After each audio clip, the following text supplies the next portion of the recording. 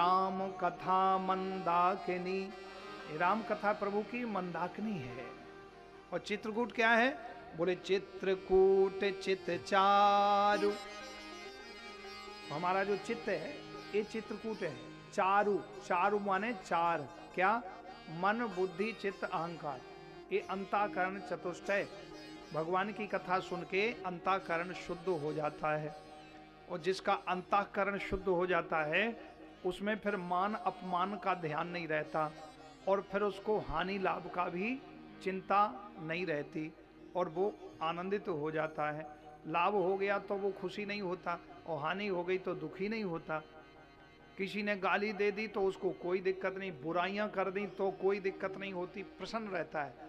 और किसी ने माला पहना दी और आरती कर दी तो कोई खुशी नहीं, वो एक रस रहता है। ये स्वभाव प्रभाव अंतःकरण शुद्ध जब हो जाता है तब ऐसी स्थिति आती है। इतनी बात समझ में आ गई? आ गई? बोलो हाँ जी। हाँ, सीधे सीधे बोल दिया आ गई। हाँ, बोलना सीखो। समझ में आ गई? बोलो हाँ जी। हाँ, प्रेम से बोलो, राम कथा सुन रहे हैं, प्रेम की कथा है। हाँ, तो इतनी बात समझ में आ गई? हाँ, आ गई। गायत्री जी भी आ गई, देखो वो भी कह रही समझ में आ गई। जय श्री। बोलो राजा रामचंद्र भगवान की। तो राम कथा मंदाकिनी और चित्रकूट चित चारु, ये हमारा चित्त ही चित्रकूट है। और चित्रकूट में कौन कौन निवास करते हैं? स्फटिक शिला पर श्री राम विराजमान हैं, लखन भैया चरणों में बैठे हैं, और जनक लली वाम भाग में जनक नंदिनी विराजमान हैं। तो चित्रकूट में ये है। और चित्रकूट में क्या होता है? बोले भरत भैया मिलने जाते हैं अपने भैया राम से, तो भरत मिलाप भी वहीं होता है। और जब भरत मिलाप होता है तो परब्रह्म परमात्मा अपनाते हैं जीव को।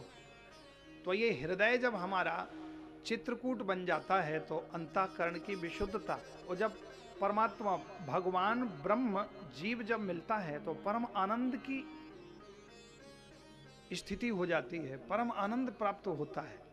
ब्रह्म और जीव जब मिलता है तो परम आनंद रस का वहां समुद्र प्रकट हो जाता है। ना वहां शोक है, ना मोह है, ना भय है, ना किसी प्रकार की चिंता है, ना किसी प्रकार का टेंशन है। तो ऐसा स्वरूप है भगवान के उस दिव्य चित्रकूट का, क्योंकि जिसका अंतःकरण शुद्ध हो जाता है उसके हृदय में फिर आनंद सागर प्रकट हो जाते हैं। सागर माने समुद्र, समुद्र कितना बड़ा होता है, इतना आनंद प्राप्त हो जाता है।